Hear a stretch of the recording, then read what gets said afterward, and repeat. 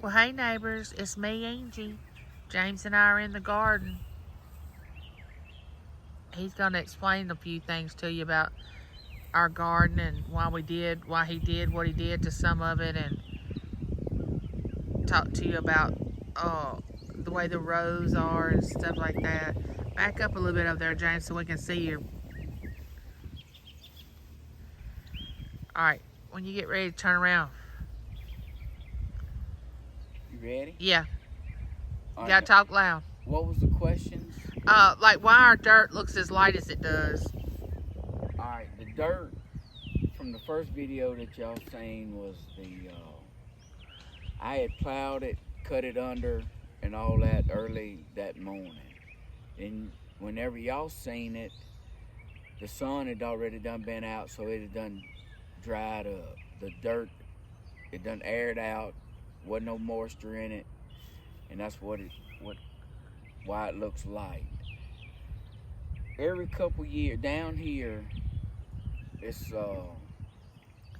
our soil is mostly acidy. So what we do is on my garden, like every 2 or 3 years, I add 50 pounds of lime to raise the pH back up to kind of close to the neutral side of it. But then some of it I put it a little bit thinner because tomatoes,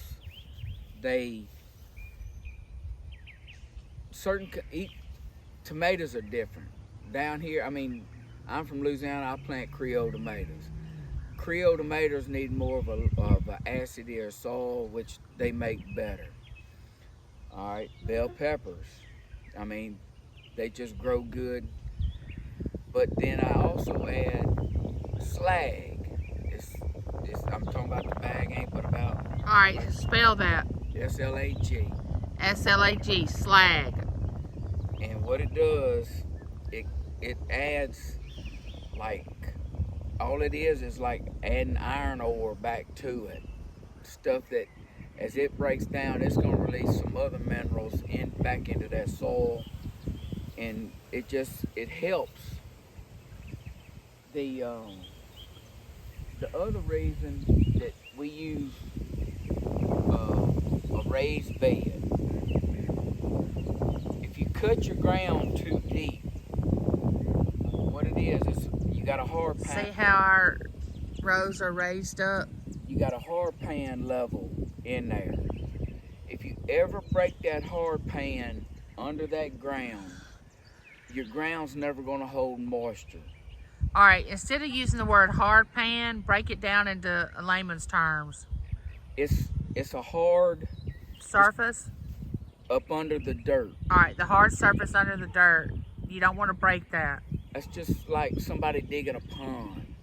You're going to get down to where that hard pan is. So whenever you dig that pond, that water sits there. It's not always seeping through in your pond running dry. Right. Same thing here. Whenever it rains, by the way those rows are run. See how they run? It's going to, each little, we call them furs. Call them what? Furs. Furs? Or middles. Middles, okay. When it rains, and it being on a raised bed, the ground, that raised bed, that's all soft dirt. So them roots are, whenever they start to really grow, it's not bound. They're not root bound, they spread out. They spread out, which is going to give you a better base. And if the wind starts blowing, it doesn't blow all of it over. You're trying to pick it up, tied up with sticks or whatever. But that middle will hold water. Unless it's a hurricane up here, I mean, whatever water you get in there, you want it to set and hold in that middle. Because what it does, it's gonna wick. Like if this had water in it, the ground, all the ground's gonna be wet, but this is closer to the hard pan, so it's not gonna go under. What it does, it wicks up the side of that bed. And moistens it. Keeps it wet.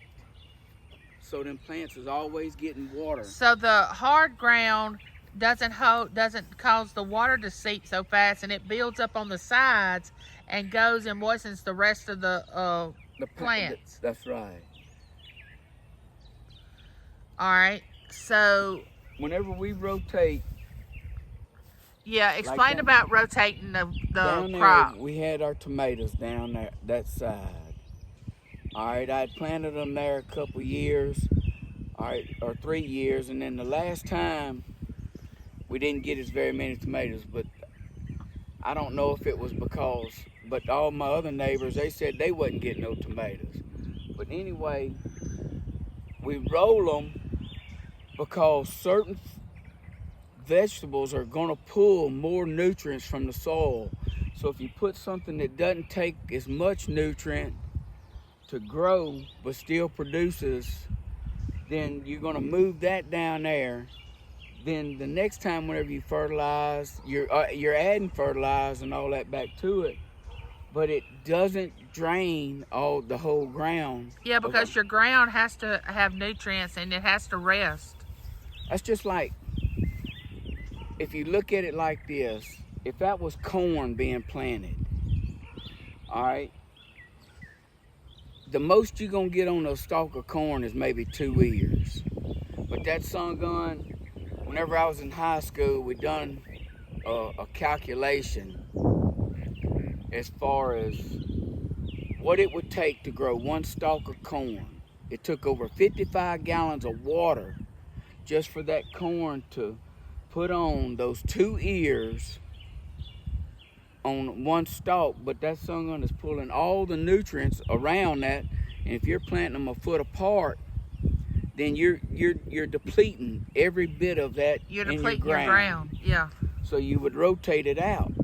That's why these farmers have to add so much fertilizer and nitrates and ammonia to their soils, and so they can keep planting money crops, which is either corn or soybeans, or Louisiana they plant rice or whatever. But we roll ours up in different spots each time. That way it gives that part of that ground a rest. Put something else there where it doesn't take as much, and then it just keeps rolling back. And within 3 years, the tomatoes will be back down there on the other end. Okay, so what are you gonna put on our garden? Is it gonna be more fertilizer? What are you gonna put? Right now, all I got in there is the lime and the slag. The plants that we planted, whenever you go buy them, they're loaded down either in Miracle-Gro because they want to sell them to you, so they're going to make them get as high as they can, so you think you got a jump starter on it all, which in turn it makes those plants mature too quick. They go through a shock. All right. So if I was to put fertilizer under them now without waiting maybe a week or 10 days, let them use up what they got, and then I add my fertilizer to that and work it in by each plant. Oh, because you don't want to shock them and put too much. You'll burn it up. Yeah, you'll burn them. Yeah. Same way with your tomatoes. All right, so we got the cucumbers, what's that, tomatoes next? Nope. Or peppers, then the tomatoes. No, yeah, you got banana peppers and then bell peppers, and then tomatoes, squash here. And we do have okra that volunteers every year, and we always have a running joke in our family. It volunteers, but nobody wants to pick it. So that's what we always say. It comes back, but nobody wants to pick the okra. Everybody loves it, but nobody wanted to pick it because they said, well, it makes me itch. Well, it makes me itch, but I mean, I like eating it too. I mean, if you go fishing, you get sunburnt, you're still going to enjoy the fish that you eat. Why can't you pick the okra? So we got the squash, and then we got the sunflowers. And do we have 2 rows that don't have anything, or is everything? No, those 2 got sunflowers. This was a skip. Oh, we skipped 1. Okay. Or 2 here. That's the squash. No. Yeah, cucumbers. That's right. And show them panels. That's what it looks like. Okay, we got these panels that we're going to put up to have our cucumbers run on. That And tie the tomatoes. and too. we're gonna tie the tomatoes to that. Hang on, let me back up. That I can't. I got stuck. All All right. Cool. So Get let me it turn. Hang on, guys. I gotta get my wheelchair turned around. All right, let me get back further so y'all can see these panels. My neighbor's house. All right, see these panels right here? What it does, See, we got these big panels. we'll put these down on the side of the, right there on, next to the tomatoes or the cucumbers. We'll leave a gap between that bed and this right here. As them cucumbers come up, then what they'll do is when they start putting on them little green runners, they'll start wrapping around here, or I'll wrap them around. And what it does, it makes them start running up this, weaving up through here.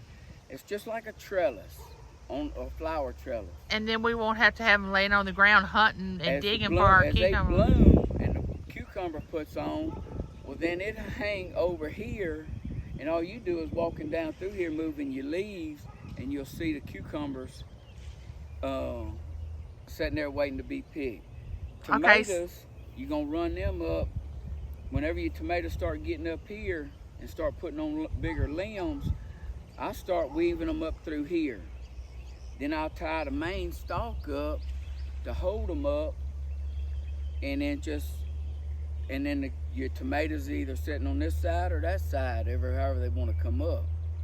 So the next time you see these big, huge panels, they'll probably be in the garden, ready to wait for the plants to get bigger to have them run up the panels. But he's gonna have my son-in-law come over and help him put the panels in the garden because it's just too big for him to pull them in there and set them up. Because we got to dry these posts back in that ground, tie this panel up. One man can't do it. It ain't happening. All right, guys, I hope that answers some of your questions about our garden. Can't wait to continue to film it and show you all how it's growing, how it's doing. And we'll see you next time on It's Me, Angie, and the Garden Adventure. Bye, neighbor.